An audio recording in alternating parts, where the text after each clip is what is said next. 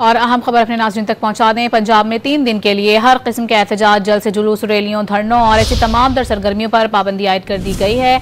आपको बता रहे हैं, पंजाब में 3 दिन के लिए हर किस्म के एहतजाज, जलसे, जुलूस और रैलियों, धरनों और किसी भी किस्म की इस तरह की सरगर्मियों पर यह पाबंदी आयद की गई। हुकूमत पंजाब ने मंगल 26 नवंबर से जुमेरात 28 नवंबर तक दफा 144 के नफाज में तौसी कर दी है। दफा 144 में तौसी का फैसला अमन और अमान के क़याम, इंसानी जानों और अमला के तहफ़्फ़ुज़ के लिए किया गया है। सिक्योरिटी खदशात के पेश नज़र कोई भी अवामी जुलूस दहशतगर्दी के लिए सॉफ्ट टारगेट हो सकता है और इसी बिना पर दफा 144 नाफिज की गई है। और अहम खबर अपने नाज़रीन तक पहुंचा दें। पंजाब में 3 दिन के लिए हर किस्म के एहतजाज, जलसे, जुलूस, रैलियों, धरनों और ऐसी तमाम दर सरगर्मियों पर पाबंदी आयद कर दी गई है।